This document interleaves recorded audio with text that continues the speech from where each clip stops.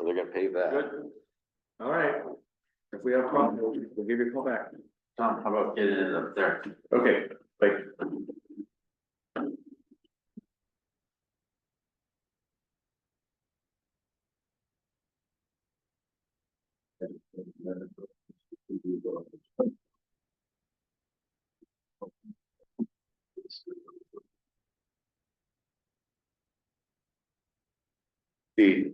You remember John? There you go. That's the Reaver. There you go. Last time. John died last week. I haven't heard when he died. You know, it was, the obituary was in a couple days ago. Oh, Lauren, can you hear us? Oh, Hi, Lauren.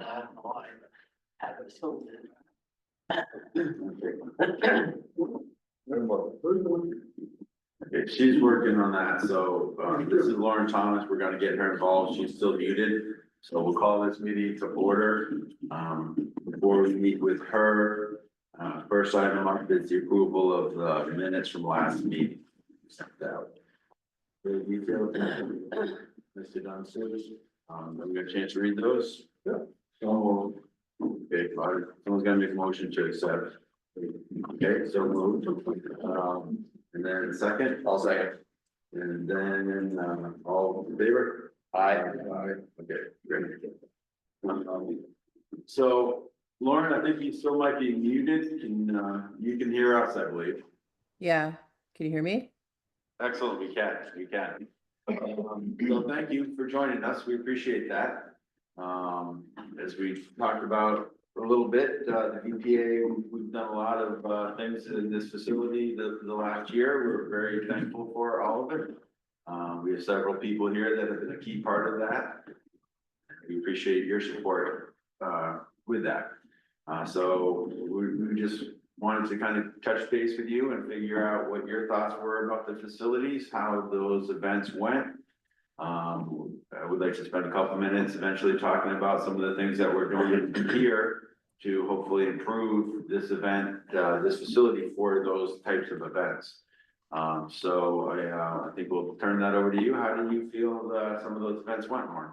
Yeah, for sure.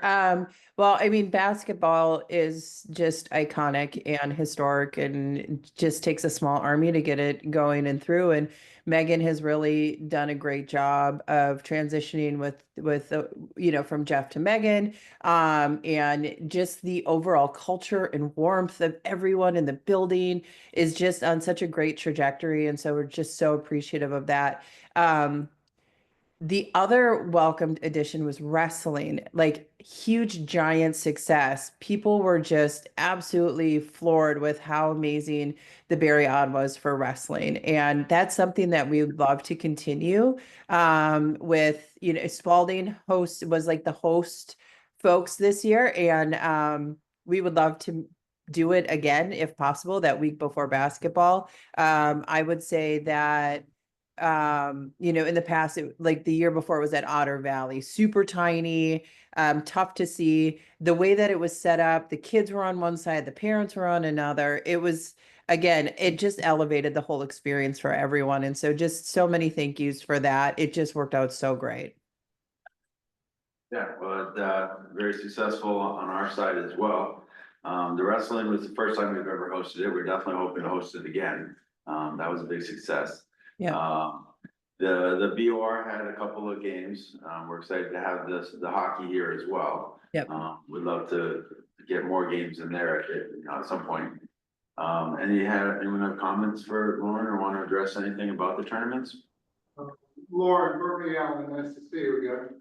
I know that the wrestling is going to CBU this year. I know it's already, I thought I heard from Mickey Karen that it was scheduled already, but.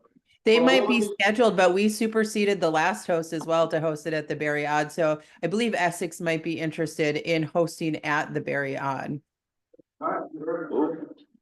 Essex. I'd be curious, we'd be curious if there are any other events other than basketball and wrestling that the auditorium or the BOR might work out for the PPA. The only other one that I can really think of is we've been hosting the Unified Championships at Norwich, which is kind of like Special Olympics basketball. That could be possibly something in the future, if Norwich was unable to do it. And the other question is, do you have volleyball standards, in the floor? No, I don't think so. So just looking at what our indoor championships look like, volleyball is definitely one that we always need a site host for, and St. Mike's does it. I think the Barre Odd would be great. It is a pretty Chittenden County heavy championship usually, but next year we're gonna have a Division 2 for girls. So now we'll have 3 divisions of volleyball because it's growing. And so some of those Division 2 schools are a little bit smaller and may come from some of the central parts of Vermont. Lauren, good morning, Jim McWilliam, how are Good, thank you. you? One of the things that we've been discussing as a possibility of coming to the auditorium, underscoring the word possibility, with some of the D1 coaches in Chittenden County, is the senior all-star game that has been circulating, has been going on in Winter High School for a while. There's some inner politics that have kept it there. I understand by virtue of the grapevine that Dave Frederickson is in fact retiring and stepping away from that. So that might allow for some other venues, and we're hoping perhaps that the Basketball Coaches Association might look to have a north-south situation in the north to be here at the auditorium. What do you think? Good idea? Yeah, I think that's great. D1 definitely kind of gets the short end of the stick when they're not able to go to the odd because we have it at UVM and the other one. So they should also have the opportunity to participate at such a historic venue. And it's central. So I think it's great. There's another piece that we just had a meeting with a couple of those coaches on Monday in Burlington. We are working on having at least 2 D1 schools come in this year. Last year was the first time when Mount Mansfield boys and girls played the Essex Junction. We're looking now at the possibility of Mount Mansfield, again, boys and girls playing St. Johnsbury Academy. And if we can schedule it, there's a pretty good chance that we can get CVU and Burlington High School to come in as well. So we welcome any opportunity. Remember, we sent some correspondence if the BPA was okay with having these games, and if schools in the South say, well, how come we don't have that? Come on up. We would love to be a host here in the auditorium. So thank you for your help with that. Yeah, for sure. Yeah, I'm thinking even like Hartford or Mount Anthony or like some of those other, Rutland would be fun. Yeah, exactly. Love to see the Red Raiders in here. Exactly. Hi, John Nelson, Jack. Is there any issues that with the building or any facilities that you had concerns with that stand out? Probably nothing that's not already on your radar. Some of the ADA compliances, perhaps like with some of the folks that there's a couple of folks that come in with motorized wheelchairs that they should be fine where they're usually stationed on the first row, kind of off to the side. But sometimes I just watch people kind of stepping in front of them or around them or over them. And so just kind of thinking about the ADA compliance of some of the folks that come in wheelchairs or with mobility issues. Yeah, that, as you mentioned, being on our radar, that's definitely one of the things that's on our radar. We're fortunate enough here to be getting a congressional grant, which we're looking to improve the facilities. The ADA is high on our list. Potential locker rooms and referee space is something that I think is probably lacking from some of the newer facilities. You mentioned this is a historic building. Well, you get all the old cozy feeling of that. You also got some of the old smaller bathrooms and things like that. So that is one of the things that's on our radar we're gonna get some heating and ventilation in here, electrical, and potential some of the other things that we just discussed. So that's one of the things that we're hoping to do for this facility, to bring it up a little bit in standards, to keep hosting events like yours. So Excellent. Does anyone have anything else, that they want to talk about? The area that you have in the back of the scoring table for the basketball tournament that we roped off and we have the last couple of years. There were a couple times where you used, that room and possibly needed some more. If you need, some extra room that way, just, okay. Yep. No, I actually like, I know my boss Jay likes to sit there. Sometimes it's too loud for me. So I tend to go elsewhere, but, you mean like the little, I think it's great because it keeps people away from the scoreboard and being able to chirp, from that central spot, but it should be fine. Very good. Just a one follow-up on the wrestling, if I heard you correctly, you think there's a possibility that we could be getting the wrestling either regularly or semi-regularly or? Yeah, I would love to because we don't have gyms that are able to support that many people. And the way that it was, you had the downstairs area with like the warm up grappling spot and everyone's stuff was downstairs. It's lends itself really well to a wrestling event. Is there anything we can do or anyone we should be talking to help facilitate that? Dave Fournier is one of the wrestling assigners, so he's really connected and down that area. So I would, plug him in when appropriate. And I'm gonna forget his name. You're gonna know who he is. He's with Spalding. He has kind of slick back hair, older gentleman, like a total figure for Spalding wrestling. I think it was. Mickey Karen? Yeah. Yeah, he's been in here a couple times. And I'm sure Yeah. that's what you're talking about. Yeah, so between him and Dave, I think they're able to really get a layout of it, and then it's just a matter of we would probably still use a lot of Spalding's equipment, but we would then have a different host person to like facilitate the concession stands and all the other added pieces that is required. Last thing, you got me thinking about volleyball. You mentioned activated stanchions in the floor. I don't know if that what that entails. I would imagine volleyball would love the auditorium with that suspended. Yeah. The jumping ability and the probably better on people's knees, but I don't know what that would entail. You core it and you put a sleeve in the floor. I would think that'd be very easy to do. If that was Yeah, it shouldn't be that hard to do. But I'm assuming freestanding ones aren't acceptable. No, not for that. Yeah. They have to be pulled out. Okay. Okay, And it has like a we'll- cover on it. It's just like a brass cover that goes over it and seals it. Yep.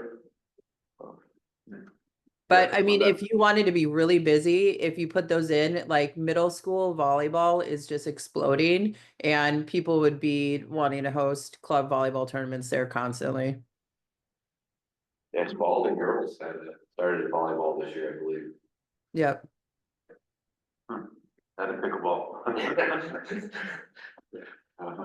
Okay, anyone else have anything they wanna contribute? Lauren, is there anything else that you wanted to address with us? No, I just really appreciate all the work that you do on the off season and during that really crazy time of late February and March of just keeping everything going. I know it's a huge task. We're selling out the odd almost nightly, especially with the reconfiguration, excuse me, of the divisions, and having Division 4 all in one night and 3 and 2.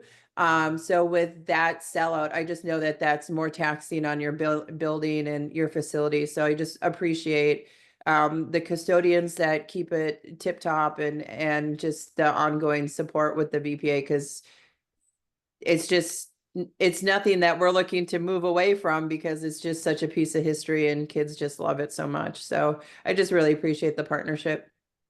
Yeah, well, we appreciate that, and I know, especially Jim, Bernie, and Paula do a ton of work with that, so we appreciate all their efforts, and we definitely appreciate you and the VPA and bringing the events in here, and it's a fantastic events for us, so thank you very much. Cool. Thank you. Thank you. So, That's great. That's The volleyball thing kind of go wow, there's a new one, but just Mickey Karen told me at our tournament committee meeting just last week that he thought the CBU was already in for this year, and that's not what she said at all. I guess there's an outside chance that we might get it back, and it sure sounds like to me that she'd like to have it here every year. Yeah, well, that's, the feedback I had, from people who were at it in Paris, which was unbelievable. They said that it was so good viewing that, like, we got the championships, just everybody stayed and we came back. It was just that you were right there. And This place was packed. I was here both times, and it was a great crowd, a wonderful crowd. Yeah. well, this was great reassurance, because those of us been in the community a while, remember a number of years ago when they came back and said they basically said they're looking at St. Mike's, other venues for boys basketball. That was great reassurance. Who got the concession there? Was that a BPA concession? Because they did some business downstairs, I can tell you that. I don't know. I don't think That was the wrestler, Yeah, that was the wrestling community. well, that's right, the wrestling club did get They that. did that. They must have done They very, made some money. very well. So in the minutes, I'm gonna write something about following up on this volleyball, Yeah. coring the floor Yeah. activity. And it seems to me that that improvement would be something that would be ideal from our improvement fund. So we could actually move forward on something like that. And I just wanted to say that the thing, I never thought that Vermont had enough people to have so many different sports, but I'm thrilled. Adult leagues for volleyball are really popular in city areas. I was on 2 leagues down in Washington DC. We had the National Mall, and then we had just, around the various high schools. It's super popular because it's a way to get out with your colleagues and then go and play some ball without requiring too much strenuous activity. I mean, some, but not too much. Yeah. So I would love to see adult volleyball leagues here in this area. I think it'd be great. I don't think you could have to put the, whatever it's called, stanchions or whatever, in the floor. I think we just have to core it out and then drop them in. That'd be done right for basketball. No, Yeah, if you said it'd be probably have to be off, but I think it's long, anyway. It would have the courts, but it not be within the play of basketball, be off the side, so you said it's the grass covered. I don't think volleyball has that wide, is it? Well, I don't know, I know we did that over at Norwich. he did, Yeah, I believe it's in the plans. Is it? Oh, yeah, I mean, that's common. oh, is it? Oh, very. I mean, Okay. a lot of gyms I've been in, the brass plate is on the playing surface. Cause volleyball has, is growing Oh, yeah. fast, and so when That's it's, a great opportunity for us. yeah, More than one court, volleyball court? I would think if you ran them this Probably way, not with the bleachers out. yeah, I don't think you have the length That could be. side to side, Yeah, and we'd have given to- the fact that your baskets don't go up. And then we could do beach volleyball. oh, that would be a problem. Potentially with baskets, but that's what we looked into with the Sanders money, looking into, one of the things looking into is getting baskets to be able to raise it, because that's one of the biggest complaints we've had, people renting it for like. Yes. Events, Right. Right, parties, formals and stuff like that, the hoops are there, if you get to raise those, that opens up the whole. But wouldn't the net be right on top of the 10-second line? Not basket to basket, but right on top of the 10-second line. Yeah, Be right at midcourt. Yeah. unless you try to get 2. Yeah, but still, you gotta have the lane behind us, it's a lot of lane, yeah. basket. Exactly. One is not a problem. Yeah. If we were looking to put 2, then you would orient them the other way. Right. And then your Across the, baskets. across, come in the- but I don't know how wide they're, we're just trying to just find out how Yeah. wide they're. Yeah. I mean, can you do 2 this way, if you're doing a tournament, I think you'd want to, You would think so, that just would- to get speed everything. Right. But Yeah, do you cover the brass plate with something else? No, Don't have to. they're flush now. Okay, Volleyball courts 59 feet long and 29.5 feet wide. That's inside the court. Yeah. Yeah, they still go out, they can go out of bounds. right, Sorry, they go back. right, we'd have to just lay that one out, but I think that was a great thing, I was happy to hear everything else you said. Yeah. No, that was great. The The reason I asked her that question in the volleyball thing is obviously. Because you want I had- space in between I the had courts, thought and of- you want space in I the look sides. on TV, like, the last couple of nights, and they've been having this, geography bee instead of a spelling bee, and and they had it at some school, but there was a pretty damn good crowd watching 40 kids answer these questions about whatever, and I'm just thinking about smaller events too, that the NBA might have interest in using this, the facility. Yeah. Yeah. Bowling at some point in time, we have a boys volleyball. The word is they're working on it, girls, this is the first year girls. One thing, in conjunction with what Lauren just said, one event that we're gonna start focusing on, the little group that helps all the basketball gigs. We met with, a D1 coach just this week in Williston. This north-south senior all-star game basketball, which has been at Windsor High School forever. There's some politics involved with that, but in Vermont's a small state.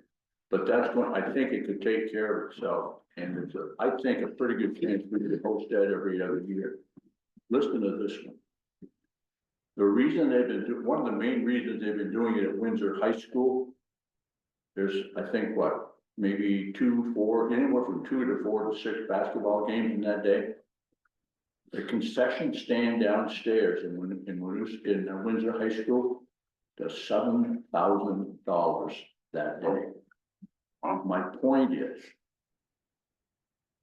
if there was a way in which we could get a hold of those concessions and staff it, I mean, that's a pretty nice piece of change coming into the auditorium. Yeah, we'd have to, part of the upgrade facilities is the kitchen and the stove and the ventilation and all that. I'm sure they have a pretty nice kitchen when they're hosting that. But we got an email, did we not, Tom, from some lady that's said that she ran the concessions at the tournament in March, and it's like a $3,000 gift she wants to give us or something like that? Yes, that's one thing we have to talk about a little bit today. I don't remember her name, but she does run the concessions. She wants to give us a gift. Tom reached out to her and got it, delivered it around $3,000. They'll pay for putting the volleyball nets in. Yes, yes. But I've also seen other towns put out a bid, a request for bids to say, hey, you can run the concessions at all of our events. Yes. And then we get a certain, percentage of it back, and that could be worth considering. Currently, we have, Rotary doing their DOR concessions. Well, it used to be BYU City ran that, we got a percentage, the city got a percentage of the concession. When Carlotta was, She was the only one, yeah, she ran. she ran it well, I did it very she well. left. Right, and they made a lot of money on it, and there was always staff, and there was always but you have to have someone to run everything. Very positive. Before we move on, any other comments on Lauren and BPA? No? Okay. We got a lot to go over, so Civic Center fund review, there's 2 things that we gotta talk about on that one. One is the proposal from the city that Nicholas sent out on the use of it. That was sent out, it was effective date of May 7th, he wrote out. Looking for comments on that. Personal opinions is it's very broad and they can be used pretty much how they feel. So, which I think is how it's been looked at. Yep. So my question is that, periodically, Jim or a group here has said, spending $500 on this or Yes. those or that or whatever. I assume after reading that we could propose that we want to spend money, for instance, for the ball racks. But it would go to Nichols to approve. We could kind of do it ourselves here, right? It's gonna have to work, in other words. I don't know if we've done it ourselves or if it's gone through the, Tom or in that position. Yeah. But I don't know. Well, I mean, an idea comes up, it's gee, if I had $300-400 that I could spend on advertising or whatever, or something like that. And sometimes it's, needs to be done fairly soon. Right. Maybe not, the same day or anything like that, but. Agreed, that would be more Jim, I mean, sometimes you get advertising in the world or something like that, I mean, we have to pay for that. How does that mechanism work to pay for those events? Well, just before that, I mean, it says in here, request for use of the fund in excess of $5,000 will be submitted to the city manager. Right. So something less than that. But we have, No. this committee's not mentioned anywhere in that document, right? We're cut out of it completely. All right. Well, actually, on item 6, it says that we will be notified. Yeah. Yeah. Yeah, But so we- who's the one submitting it to the city manager? It's not written. I think that would be Tom. It's, and so. I went to the city, first went to the city clerk, trying to get the. And she said, give her through, I went, I gave her 4 weeks, went back, she's like, I don't know anything about this, I can't help you. So then, still trying to find that information, because what this document doesn't show, I think this is here now, what are the changes from, you know, this is a new. Policy, how's it different from what's in place now? Talking about the civic center improvement. Fund monies, so. The committees, our committee's not mentioning this anymore, but I can't see the changes, what is this? I don't think anybody knows, and no one's found it.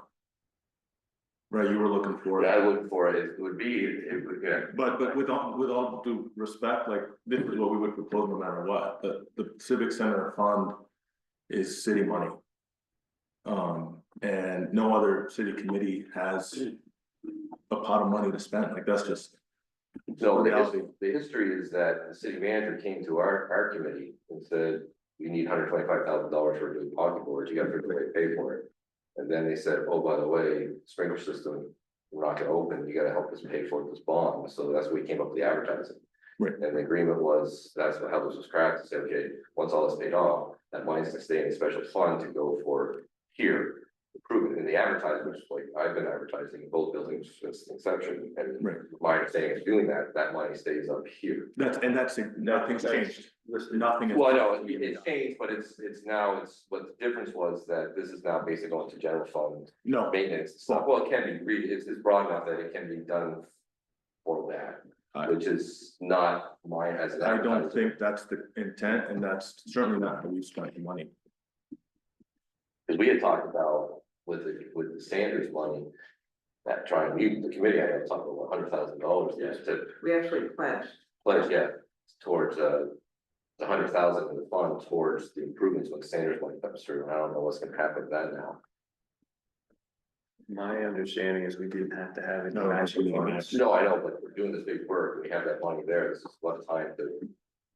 That, you know, to use it, that was the intent. I think it was, originally, and I was not involved in those discussions, but I think it was set up so that, you know, we were trying to go out and get sponsors and things like that, so we wanted to give them a little bit of carry, which this money is gonna be used to improve the facility, not repairs, not things like that, but improvements, and that's how we went to the sponsor with it. That's generally how it's been used. This is a little open in terms of, you know, limited structural repair, system upgrades, 8 finance, health and safety investments. That's pretty broad, you know, structural repairs, that's a new roof, that's, you know, a rotted out wall, that's, you know, that's the kind of stuff that I don't think it was intended for originally. It was for improvements, if you wanted to get. Not capital. Boards, not capital expenses, which this blurs that line. I've been doing this for 8 years. Yep. And in the course of those 8 years, I'm thinking we've done pretty much a $500,000 in advertising. Both buildings, about $60,000 to $70,000 a year. I have never, ever seen a spreadsheet as to how much money is in that account and how it is being used. Has anyone around this table seen such an item? I believe Don provides one pretty regularly. Yeah, we do have a spreadsheet that, another discussion that I want to go over today that was sent out. It has a lot of the revenue and the expenses, for this facility. What expenses? Well, Other than me. not necessarily, this is for the facility, so not necessarily, I don't know, we have to, you know, the expenses for 20, I'll go to the last page here. 23, 24, you know, personal overtime clothing, footwear, glasses, electricity, solar, phone, water, rubbish. You know, so it's not necessarily, this is the operating revenue expense for the facility, not necessarily. That's not the fund. Yeah, so. Right, so as far as the fund itself, I don't know if we've had that information. All we see in the agriculture is totals. Right. X number of Yeah. dollars. Right. That's all we see, it's all on. Right, so. Right, that being said, I don't think it's a case where it's been, dipped into a lot, the lights. Over there were one of the first things that was like, well, is that really? General fund or is that specific center fund? So what we're trying to do now is, get the document that the city sent out and make sure that, that everyone's happy with it, have a good communication with the city. And then move forward in a way that's gonna be used. So on that document, as I said, my feelings are it's a little broad. Structure repairs, system upgrade, ADA, health and safety residents, capital upgrades, including but not limited to HVAC lighting and technology. It's a very broad. It's a very broad usage, and I think it does get away with the original intent, which was for improvements, not structural things. Any comments directly on this document so we can have the conversation and get this moved and put this one to bed? I'm gonna have some time Thursday or Friday, I think. My schedule, I can go over it. Someone set me up at City Hall. Like I narrowed down, I narrowed John Craig, so I got down a couple of years and hadn't happened. And it's just a question of finding. And Nicholas, if you found it, it's there must be, there has to be minutes somewhere. Say if they're not online, then we'll go to our back. So I'm just trying to find out. If I can find that, I can find the authorization. That's, I'm sure Jeff had this somewhere for his files that he had too. yeah, there are files there somewhere out, stored somewhere. I mean, this discussion reminds me of Bradfield Devers, the Boston Red Sox, and I'm not gonna play third base, I'm not gonna play first base, he's getting paid or whatever it is, 50 million a year or something like that. And they finally told him that was the old regime. That you talked to, we got new sheriff in town or whatever you wanna call it, type of thing. You have new management in town. I mean, whether this is a little broad or not, I think what we did or what happened in the past is water over the dam. It's time to give it up. I mean, I am concerned about how broad this might be, but I mean, a few years ago, I said, we got so much money in this fund now. I can't believe it, how much money, thanks to Jim and other people, I'm sure, that we ended up in this fund. And I said, if we don't spend it, somebody else will do it. No question about it. I'm not saying you spend it on anything wrong. My plan, I said before, was just being notified that it's going to happen as part of it. Anything happening going forward, I think this committee would appreciate having notification of it. And my That's in question, the policy. yeah, and my question before you showed up is, the small things that we have done in the past, Jim has asked for a few $100 to put an ad or something in there. We, I don't know where it might be on that, gave permission, Bernie or whoever, to get those basketball things, it's a few $100 or whatever. Can we still do that as a committee? And does that mean it has to go to you? At $5,000. At $5,000. And I mean, we approve all, like, we approve every dollar that gets spent, period, but. But I mean, if this committee says, gee, we'd like to buy basketball racks. Mhm. Or we think we should have them for the tournament, and Bernie gets a price, whatever, I recall, $1,000 or whatever it was. Something like that, the committee says, yeah, we're in favor of this, do it. Where does it go after that? To me, yeah, You will approve Go through the regular procurement policy. Okay, so you can approve anything under $5,000, is that? Okay, pretty much, yeah. The way this is written, is request for the funds in excess of 5,000 must be submitted in writing to the city manager. Okay, So I would think that if that way that sounds, if we need some basketball, because we have a tournament coming in, or if we want to put in some Yeah, anything volleyball under extension, anything under 5,000 can go to me, we can vote on it and Tom can approve it. and then after that, it gets Kicked up. moved up to line. if you decided to disapprove it, then it would have to go to Nicholas, okay. I'm just trying to understand the politics on how it's gonna work, going forward. And I think that there's just too much money, was up until lights or whatever, too much money sitting in that fund around doing nothing. And with all the problems that the managers had, you know, with flooding and everything else, I mean, decisions had to be made. Now, hopefully, you know, we can have more input and type of thing going forward. Right, you know what I'm saying? I think we gotta forget the past. It's one little day. You can go find it if you want, John. Well, no, it's not, I don't disagree with that just because I am one of the advertisers. I pay this money, this is what I agreed to. So that's just, it's a change that all the advertisers gotta be made aware of that, because it's just, it's different. And, you know, the history was just, because the city kept on coming to us, like, there's no Wi-Fi here. They said, come up, you guys got. They put it all on our shoulders to come up with all these solutions and to pay for these things. That's what we did. We got things like our success. I mean, it's great. We had money for the turf and we were able to, you know, when we put the new stairs up, you know, the seats up, the bleachers, we were able to take some money to help fix up the floors and get that all ready. So there's some good uses with it, and the idea of putting it towards the Sanders funds too, to help hopefully the virus project support, because we just missed the VPA.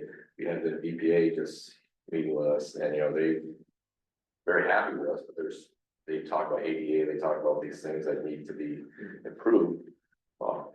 And so we're excited about this project, and they're excited for it. So any more money we can put into it would just help expand the project, what can be done, specifically if we can get the lockers. So, Yes.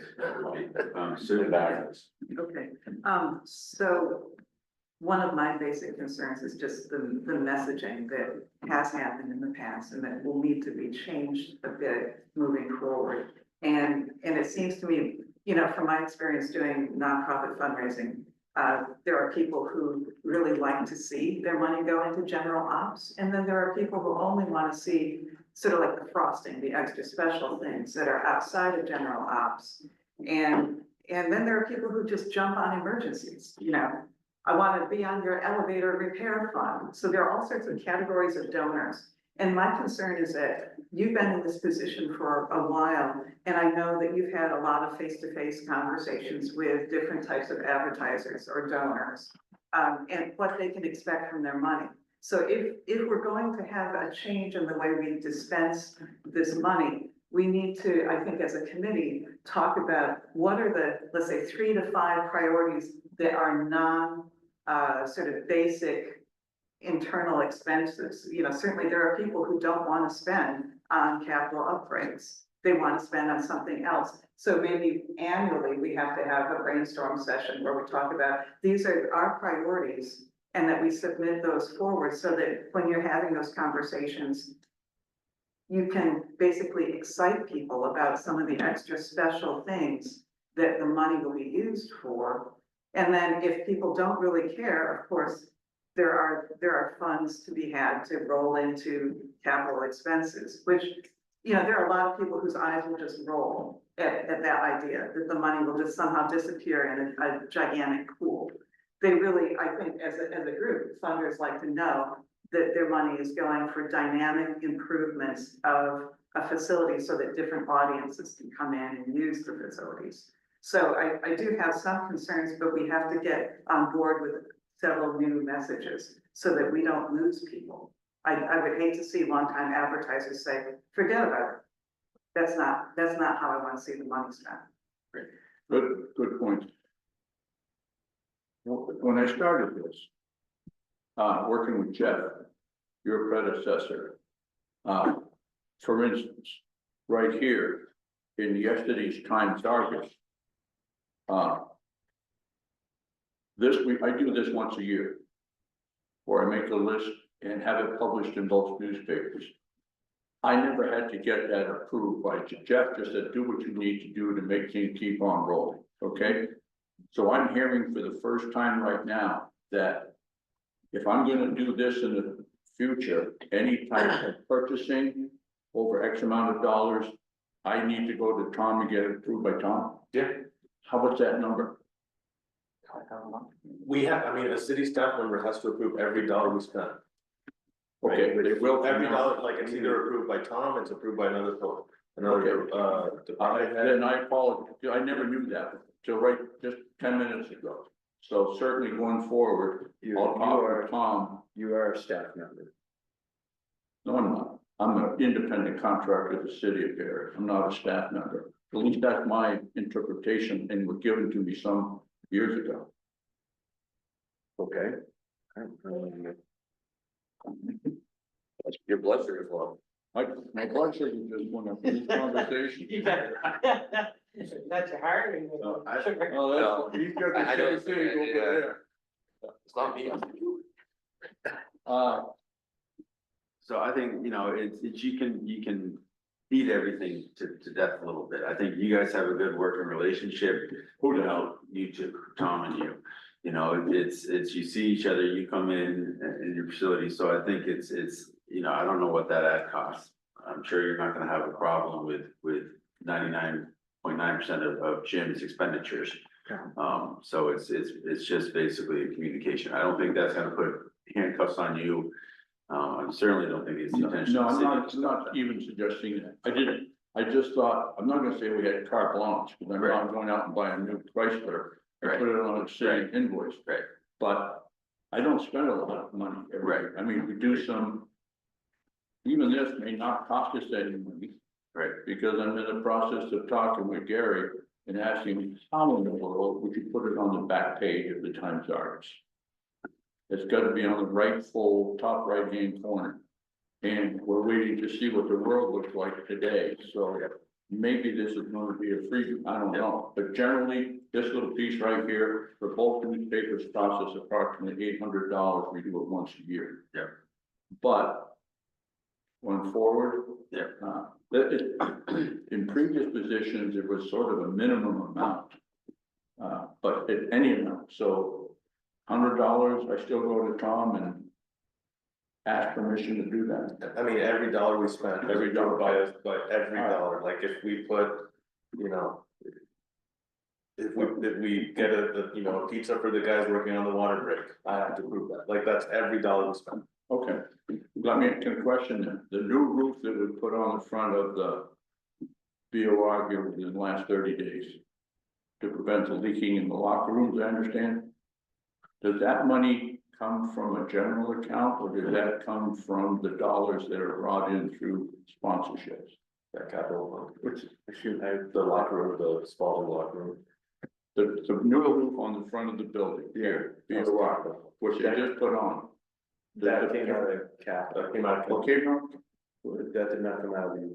And that was the intent of this fund, that kind of expenditure would come from it, so. Well, that came from, that did not come from the civic center fund, just. No, it did not come from the Right. civic center. So we would put patched up the roof over there, and that came from the capital. fund, city's- not- the city's- Not the civic center. No, fund. It came from what we raised from local options taxes and. Right. Wow. So, that was, and I don't think this fund has been necessarily abused, it hasn't changed. This opens it up a little bit, and my only concern is with structural rebuilds, that kind of stuff takes from the fund. And I also know that the city it's financially tough, the expenditures of this facility are significant, so. I think this is reasonable, I think, we understand, or we're trying to convey something, I think you guys understand where we're coming from. I think as far as this document, for moving forward, are there any issues with this document that we have at this committee? I don't have an issue with the document. My question is that the $100,000 that we were gonna put towards, I thought it was the locker rooms over in the auditorium. Is that still out there or not out there? When? I think we needed, it was a match, it was gonna be towards the match, but we don't need a match anymore. That's what USDA told us. Okay, so I would like to, it's my opinion, what I'm thinking is it's still in the civic center fund, it's not allocated to anything. And when we see the projects, and we get everything, maybe if we wanna expand something outside of what the Sanders money will do, that would be a good place to, give us a little extra money to maybe make it a little jazzier. I've been on this locker room thing for the last 30 or 40 years. I'm trying to locker room. I mean, could we put something in minutes or whatever you want to call it now to say that if the Sanders money doesn't cover expansion of the locker rooms, that we'd like to retain $100,000 in this fund to go towards the expansion of the locker rooms? Make a motion. Yeah, it was the locker rooms and the referees, is what we heard from the Well, EPAs. yeah. Because of the multi-gender referees now. I don't have any problem making a motion, I just want to, if I can make. So there was an approved, this was a year and a half ago, when the committee actually approved the $100,000 set aside for the match. So that is something that we've been living with, I guess, for quite some time. So why don't we just earmark it for some sort of improvement related to this larger project? And projects always come in over budget, so this seems like an ideal way. I'd like to see it as more of a contingency fund than something earmarked to be spent, because then projects, again, budget, just have a little safety net, additional safety net. Maybe once we get down the road, maybe it's okay, now we'll expand it. The project's coming up, there's definitely infrastructure in the building, which we were very fortunate to get some money, congressional grant for that, because it really needs to be done. Talking to Lauren and things like that, and you guys are very involved with the tournaments. The outside public sees the locker rooms and the restrooms as a big distraction. They're not gonna focus on the wiring or anything like that, the use of it on theirs. And that is an important thing for, the wrestling, we talked about volleyball, maybe, the basketball tournaments, you brought in the winter solstice, those people that won't come in, they see the locker rooms and the restrooms. That is important, at least to this committee, to get that up to par, to have the public come in here and be like, yeah, this is, not. So, Jim. I'm not trying to throw thorns on this. But from a marketing aspect, if there's money there in those funds, and a marketing situation continues to be an issue for 7 and 8 years, how come we don't get it fixed? How come the broken tiles at the bottom of these stairs have been broken for 6 years and not replaced, and now it's got a rubber mat underneath the door? How come the steps coming up from the locker rooms have not been cleaned, nor have they been painted in the 8 years I've been working here? Now granted, the posts around the backup generator, out here, the steps in the back of the auditorium are fixed, and that's, not little, but major pieces. But it's somewhere between disappointing and frustrating when I have that's what I do. And I will always have, if I'm gonna work in a building and I'm gonna sell what's happening in the building, what do we need to do to make it a better curb appeal? And there are items that I don't even do the punch list anymore, because it fell on deaf ears, clearly. And I don't know, it's so frustrating. How come it can't get fixed? Jim, I'm in a similar position down at my place where I think, oh my gosh, why hasn't certain work been accomplished? And I do want to say, this facility served as a COVID backup plan, as flood safety backup. This facility was in use for a lot of alternative purposes over the last 3 years. And so we're playing catch up. And even though that work needed to be done, you can't when people are basically using this facility practically around the clock during disasters. No, that's not, okay, I hear you, Sue. Respectfully, to put 6 tiles down may take 40 minutes. To paint the stairs over there may take 2 hours in the evening. I'll come and paint it, for God's sake, if I'm given it, and maybe Bernie will help out, other people. It's just like, what the hell is the sense of walking around and yesterday, we're opening up this building for the citizens of Barre to come and vote. I went into the men's room. There was urine all underneath both of the urinals. The paper towels had been ripped when they and they're all over the floor. There's not a custodian on duty, or if there was, I never saw him. And it's like, Jesus, we're bringing in the citizens of Barre to here to vote. And you don't know how many times I hear from Barre folks and out of towners how tired the building looks. And all it needs is just a little polish and a little direction and a. I And it just, agree with that, and I think he's off balance. I'm off balance. We're talking about this agreement here, whatever, and you're talking about maintenance items, you know. we got several issues, and you gotta move this forward. To respond to that, I'd say, you know, Tom, the city is trying to take care of some of the things. We've been in a bad position because, you know, Tom, there's two previous people before Tom that we've been dealing with for those 6 years. Things have not moved. That's been on your agenda for 6 or 7 years. Tom is someone new to the position. And things are happening and things are getting better with some of that stuff, but obviously there's still a few things that need to be taken care of. You brought a list in. I know the punch list hasn't been effective in the past, but that's all we can do, because we can't volunteer. We can't do anything. We've tried to volunteer, say, hey, we'll come in and paint, and we've been said, no, you can't, unions, all that stuff. So we can't do that. So that's in Tom's course to hopefully listen to us at these meetings and prioritize some of the things, and hopefully they're good things, because we do want to do, we want the public to come in here and be like, yeah, that's a great building. And there's some things that have not been that way. The ceiling underneath the front has been on the list for a long time. You're addressing that one a little bit. But there's obviously more issues that got to be done. Circling all the way back to this document, because we have to get this moving. This document is presented by Nicholas. So do people have issues with that? Is that something acceptable to this committee? Now's the time to speak up on that issue. Okay, so I don't really think we need to make a motion or anything like that. I think it's as written.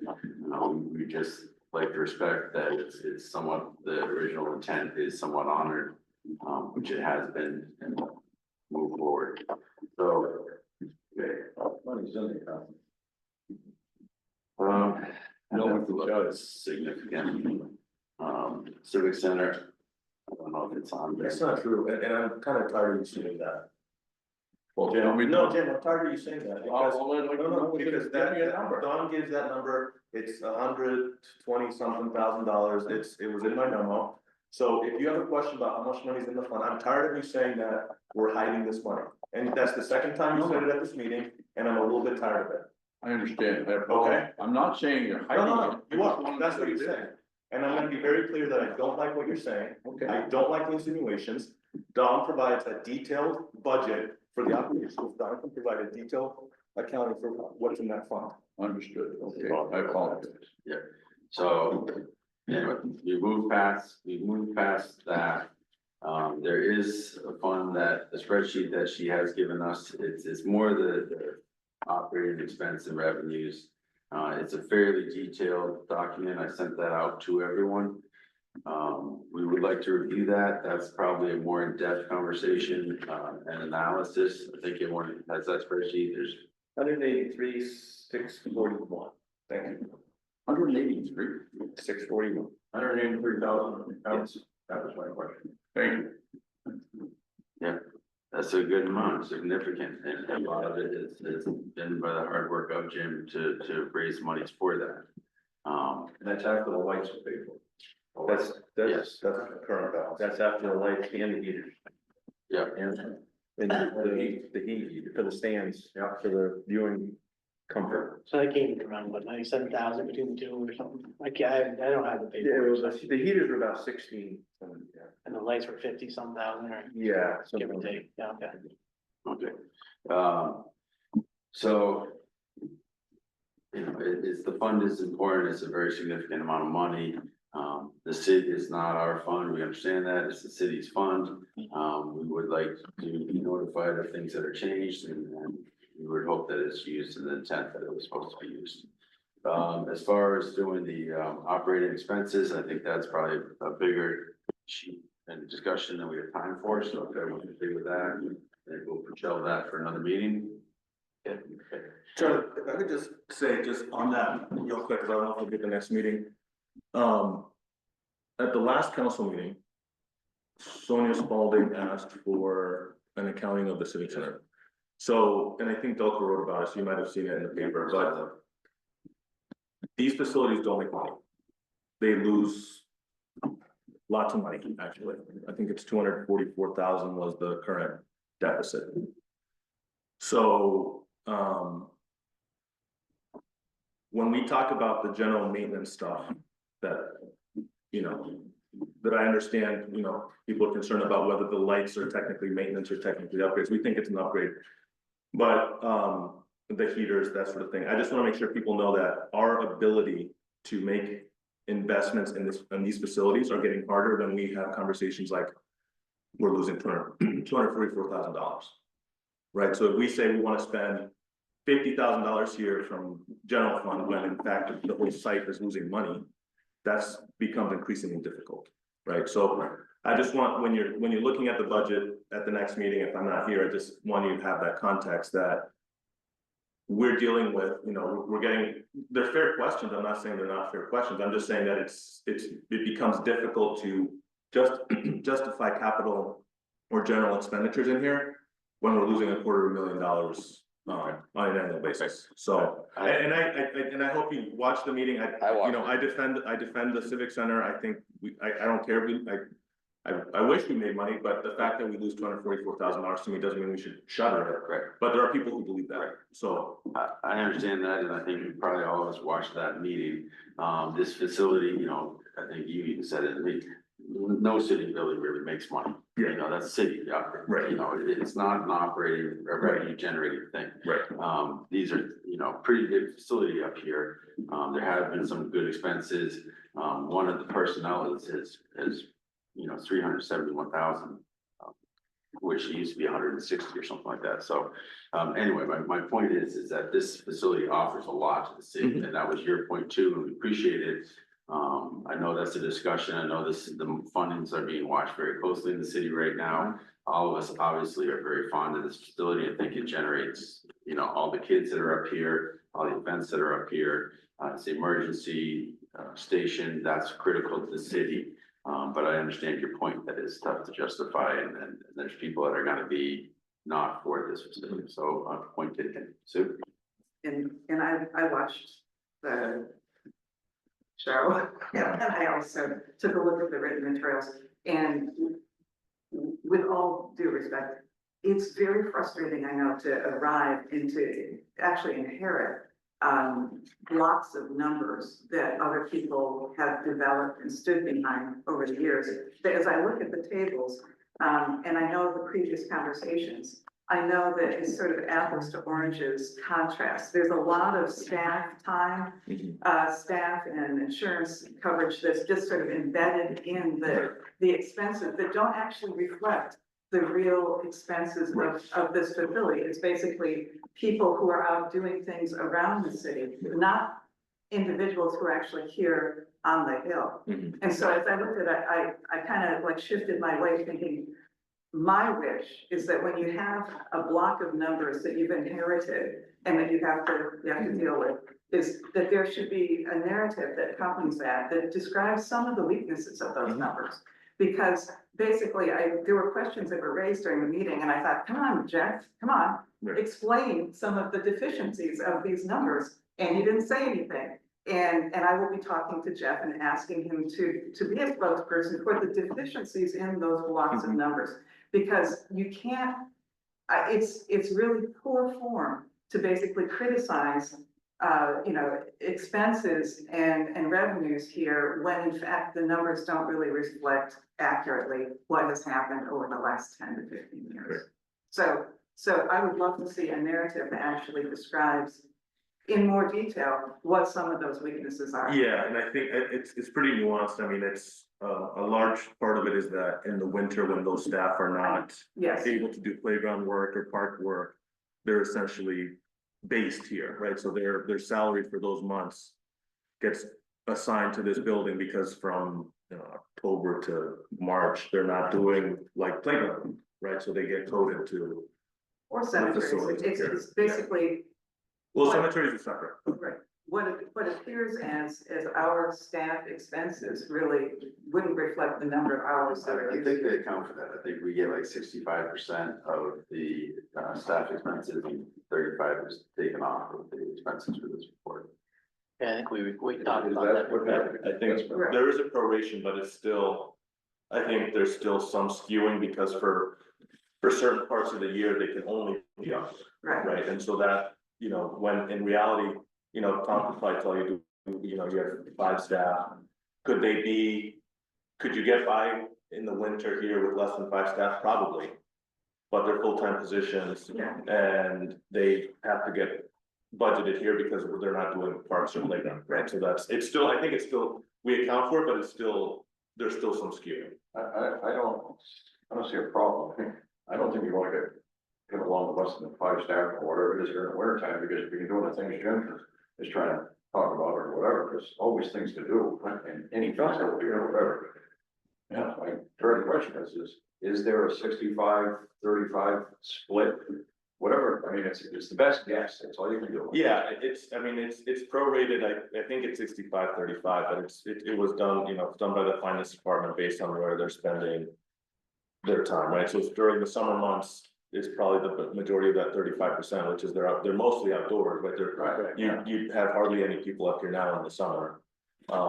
Because we have a lot of outdoor maintenance to do, so, I think it's 65-35 sounds right, I just don't remember. And as long as you're doing something, that's acceptable to me, because many years ago, when I was on the committee, everything went into the auditorium. And the bigger the number of loss in the auditorium, people see that, and when talking about it, that generates people to say, it's a white elephant, let's get rid of it, type of thing. So you've got to be as accurate as possible.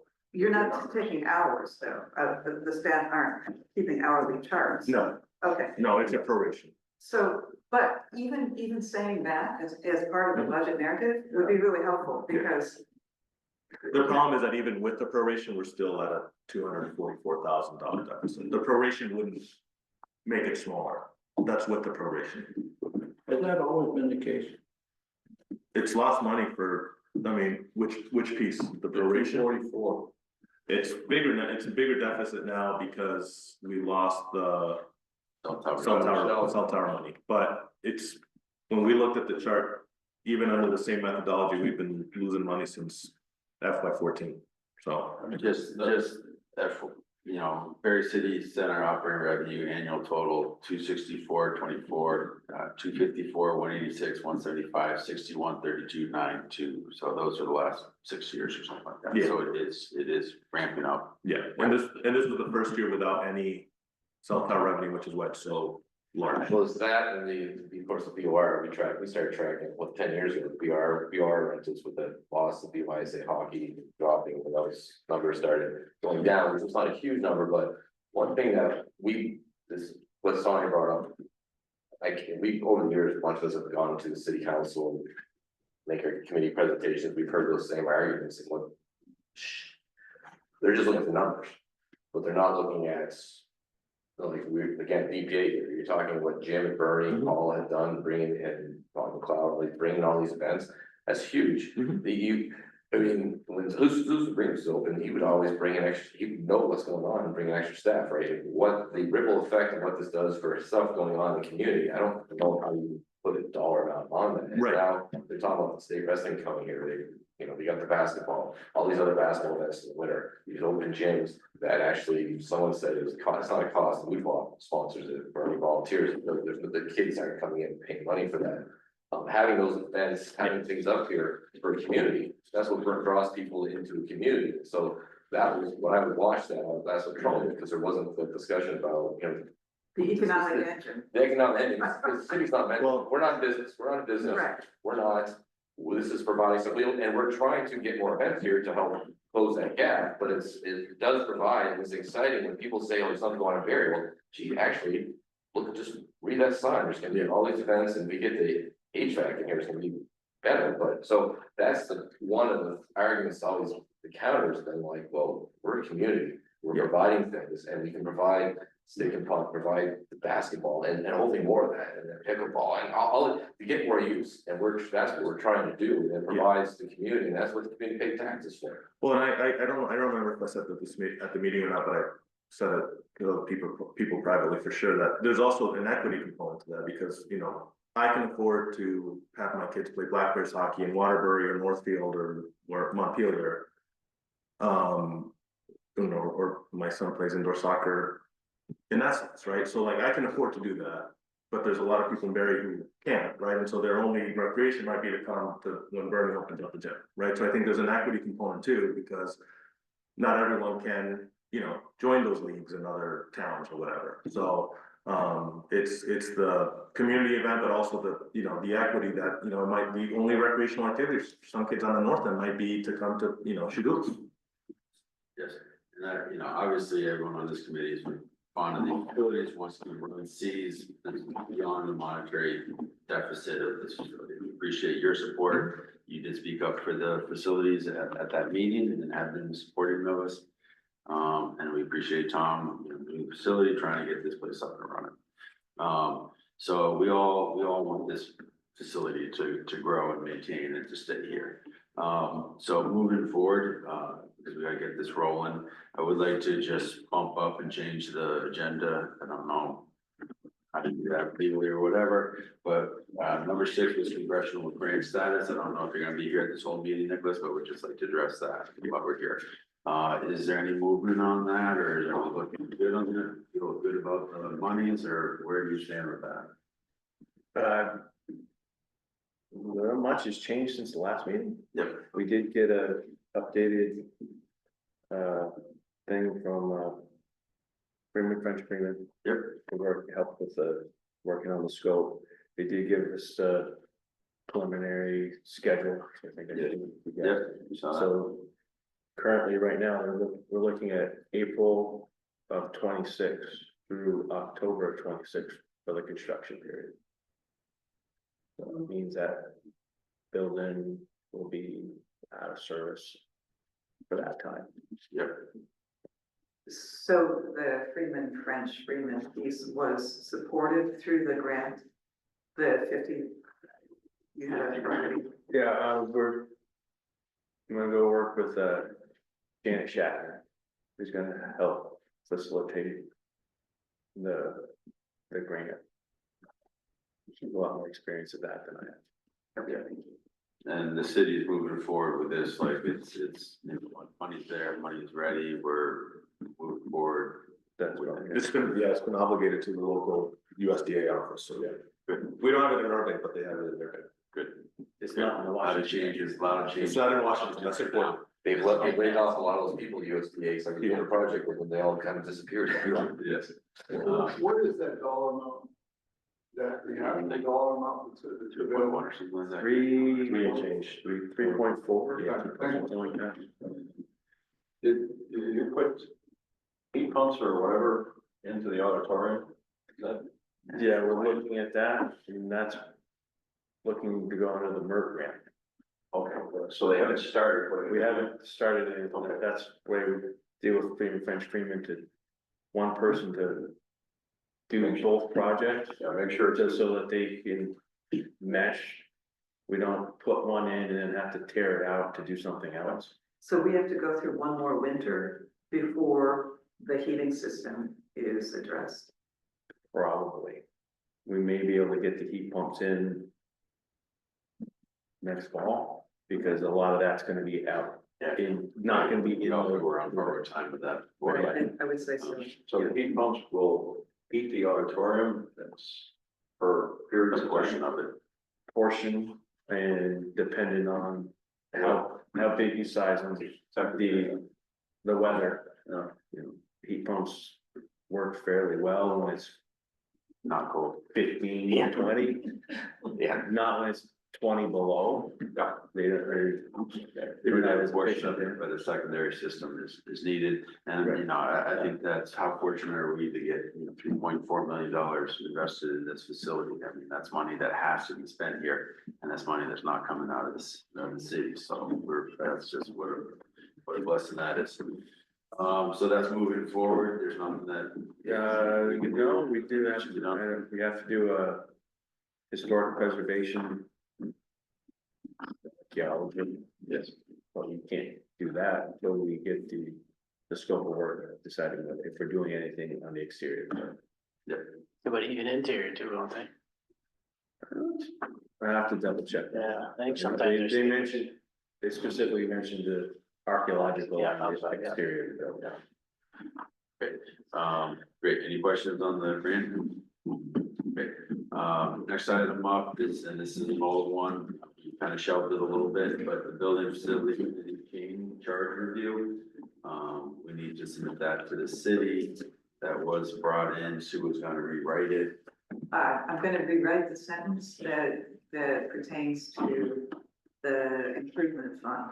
And approving, So instead of taking responsibility for the management of the city's improvement fund, we will now be reviewing and making recommendations or something of that type. everyone understand that, and is behind that? Okay, so I will bring in the finished sentence and then that will be that. It's like that.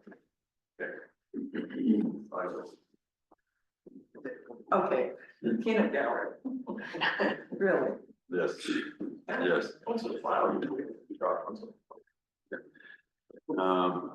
Okay, so, good, so we'll get that for next meeting, then, or just, Well, I mean, I guess here's the thing, we approved the last one in January, yeah. so it's been approved.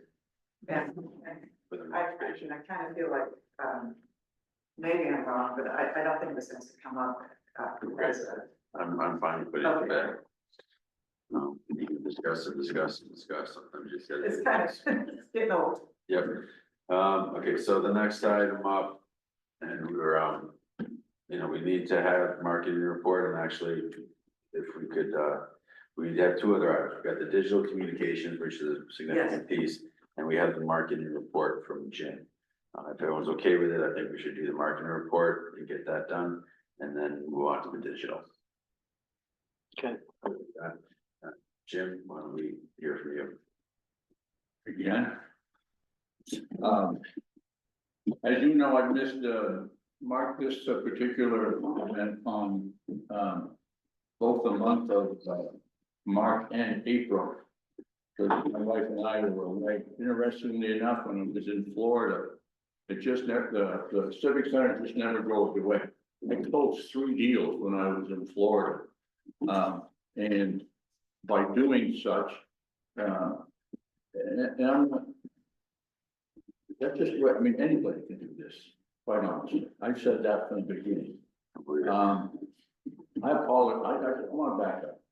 I don't mean to be a continual complainant here, and Tom's doing a nice job. I mean, the little things are done. Sometimes my patience goes way beyond what I should expect, but they're making progress. With that said, those 3 deals which were made, Capital Candy filled up the dashers over in the BOR. Over here, the Union Bank and New York Life filled up the banners here. So right now, again, fortunately, we're full. A lot of good things have happened with sponsors. $62,000 approximately every year. Bernie brought this in. This is something that we just, Chris Ward put together for us yesterday. This little, as obviously ball rack as such, on both ends of it is a small plaque. That's presenting itself for the Barre Granite Association. This association in the last 3 years, have given us as a gift $2,000 a year to run the college basketball events. So there's $6,000 which they have given to the auditorium, and we're throwing it back. Now, also at the same time, you've heard me talk about Almost behind the door. the gift that Northfield Savings Bank is going to, do so. One take. There it is. Does it sparkle? Yeah. Is it gaudy? Yeah. It is their colors. And as you can see, obviously, on the seat, Northfield Savings Bank, pro-style chairs, and then, of course, here, the Barre Auditorium. You all know the story of this, but when I approached them last fall, I requested that they sponsor such an endeavor, and I came up with a number of 40 chairs. That came back when they, said, yeah, we will, but how would you feel about 60 of them? So there are 60 new chairs identical to this that will be used for different events. This item here is a $12,000 gift to the Civic Center, $12,000. Within the next week, we are going to be receiving yet another gift, thanks to the fine work of Robert McLeod, AKA Cloudy. He made contact with Union Mutual over in Montpelier, and we have 6 new mats coming in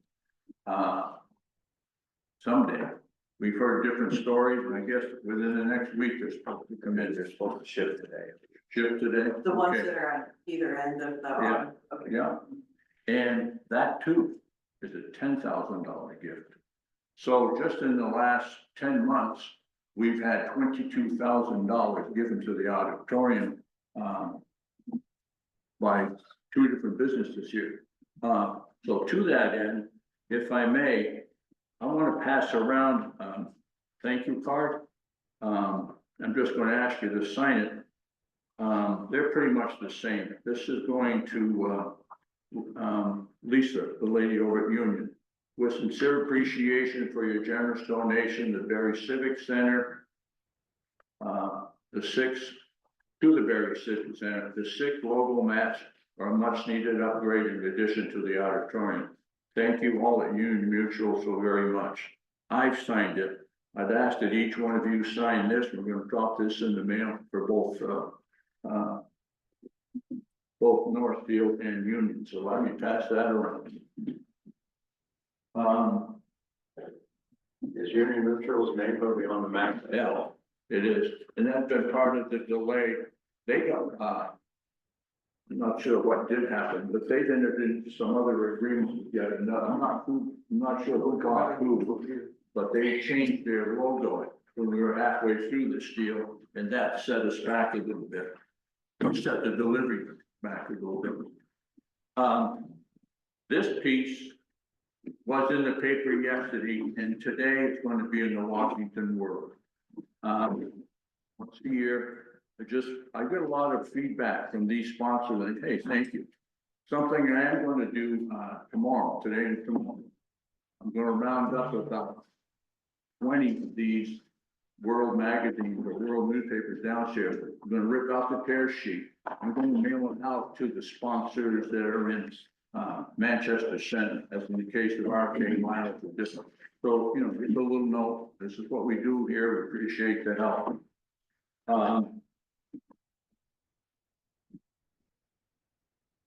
Jim, tell them what the mats look like, okay? Let's just say this table is I'm not sure of the length, but they're just similar to the ones when you walk out. They're black and they're very presentable. When you walk into the building, down here at this end will be the new logo for Union Mutual. And then at this end, it's going to say the on. So we just felt it was a nice upgrade, nice little addition to what we're doing in the building there. Back in April on the 21st, I was asked to speak at the Kiwanis and went down and did so. Had a good evening. Little surprised the number of people in the Kiwanis today, but I think quite a few of the civic clubs are starting to, yeah. But Steve McKenzie made that offer, and he's been, been here forever. So, enjoyed that evening. Let's see. Oh. We are trying, this is a little bit of an obstacle, I'm not sure obstacle is the right word, but this is a little bit of a challenge that we're finding just in the last 2 or 3 days. Monday, Bernie and I and Bob McLeod traveled over to Williston and met with that D1 coach about bringing in some schools in January for an evening of basketball. And we're hoping to go from 2 that we had last year to 4. Interestingly enough, I'm a little not concerned, but I'm a little bit nervous. We need to see more definition from the Coyotes because they got to the scheduler before I did, and they pretty much have blocked off the bulk of the Saturdays for both December, January. They don't know, I don't think they know what their schedule is. Last I spoke to them, they were waiting on the league. Wait, yeah, so it is a waiting game. It's in the works. Yeah. That in itself is part of the problem. It's in the work, which is understandable, brand new. And obviously it has great potential for the auditorium as far as crowds are concerned. But on the other hand, we still have to get back to St. Johnsbury Academy, to Burlington High School, or CVU, as to whether or not they want to come over here and participate. So it could be a little bit of a juggling act, but Right. I think in future years, most of the places like that, you can say, okay, you can have these ones, but not this one. So if you have an event, we should block that off. Well, what we did is they have 14 home games. Okay. We gave them 22 possible dates. Right. So we could Because also, they still have to schedule it with their. but we could give them 20 dates or something like that, and if you have a significant date. well, that's still yet another little knuckleball that got thrown to us. The lady who's in charge of the scheduling. No, from her end, she left the employment with the city last Friday. So I'm not sure who's picking up that responsibility, but Who was that? you're doing it? Right now, me and Chris are gonna be splitting it. You and who? Me and Chris Curry. Oh, okay. I think my concern is that, I think long-term, the high school games are better long-term. When we have a better chance of long-term commitment. I mean, having been through the frost seasons, how we get burned. The Coyotes, to me, sounds great, hope it works, but long-term, getting these high school basketball games, starting relation D1, I think would be better. I can see 5-10 years from that's still building, where the Coyotes, I don't see that years from now being here. But that's just me based on the Frosties, how we got. I'd second that. I mean, the high school and the basketball stuff that you're bringing in, the winter solstice and all that, that's fantastic. I mean, that's long-term exposure, gets tons of people in here, gets all the young kids excited for it. So I would say, those events, I would think should get a priority. In the schedule, and I don't know that. Certainly, if you set up an event, I think that the city could block that week off or weekend off. In the future. I did, In the but future. I didn't know that there was a cost. It's a minor thing. The piece that, I'm just going to come back a little here. I wasn't in Barre who was the basketball team that was here before? Frosties. Frost team, but people tell me when the Frosties played here, their tournament's full. Like the first year.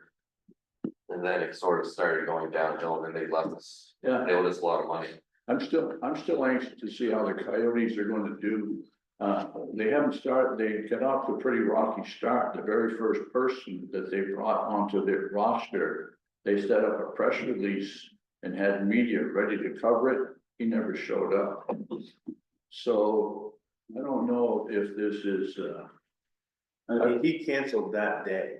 The recruit, they were gonna. He canceled that day? He canceled that day for a family emergency. Oh, I okay. understand. So All right. it wasn't, he just didn't, he didn't go. Is there a signed contract? With them, I believe so. Okay, so, could somebody send a draft contract to me? I'm interested. Thank you. I mean, I just wonder about this year in particular. I think it would be the Coyotes' benefit to working around high school games. For example, if the Coyotes, I don't know what time they're planning on spending their games, they have a 7 o'clock game. They would love to have a high school game at 4 or 1. That means all those high school players and their families are gonna attend that game after. Right. Maybe we're just talking to the Coyotes. Yeah, and that was just discussed with them, and, but the flip side is, they need a lot of warm-up time before the game. So you consider the team is traveling probably 2 hours. Like an hour, What's they're that? looking at an hour before the game. Hour to hour and a half before the game. Well, like you said, at 1 o'clock in the afternoon on a high school game, at 7 o'clock at night, there should be Right. enough time. Right, Yeah, yeah. there's some possible Yeah, peanut Yeah, butter. I mean, yeah. that was discussed in, like that, double book it. yeah. Right, So so the day. but even on those days when the Coyotes, have them tentatively blocked, we could still theoretically schedule a high school game as long as we talk to the Coyotes beforehand and agree on a time that we could schedule on Saturdays. Yeah. And play back to the high school, some of the high school ADs are a little peculiar or particular to what time their kids are gonna play as well. Right. Coming into play at 10 o'clock in the morning probably wouldn't happen, but maybe at 1 o'clock, if the Coyotes did it, yeah, we'll work on that, Matt. I do this a couple times a year. This is an updating of all the sponsors. I gave one I go. to Tom. Can we give that to Sue, please, and that's for her folder and so on and so forth. The last piece here, and I haven't had a chance to speak with Tom about this, and I'm not trying to embarrass myself again. There's been a suggestion. Can we talk, is it appropriate to talk about, is it a new or refurbished Zamboni? It's a new one. The question that was asked, is it? Might we find a donor for a new Zamboni? It's sponsored just like Northwood Savings Banks on the current one.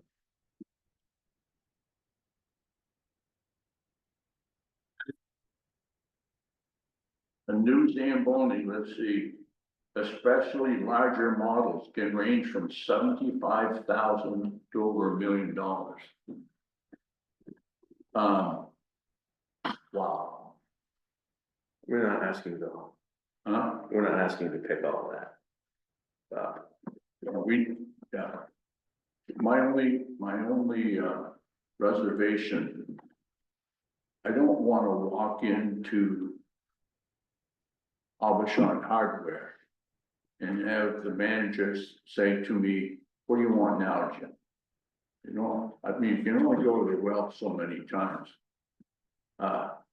I don't even know where to start with this challenge. Well, let me back that up. I do. I was thinking that we're in executive session, right? No, We're not. Okay, I was thinking that with what's happened with Abishon Hardware, maybe if we were to sit down with Bob Nelson, because Abishon, as I understand it, is in the process of being sold to Ace Hardware. And it's going to be marketed as Ace Abishon. This might be a pretty nice way in which they could get their name out to the whole state. Because think of all the hockey teams that come in from Chittenden County and Rutland County. I mean, the whole state comes in here. And that would look pretty nice to have a skin over there that's on the Zamboni that says Ace Abishon.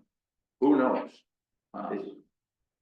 It really shouldn't be that, we're looking for about 40,000, when you consider that Zamboni is now 20 years old.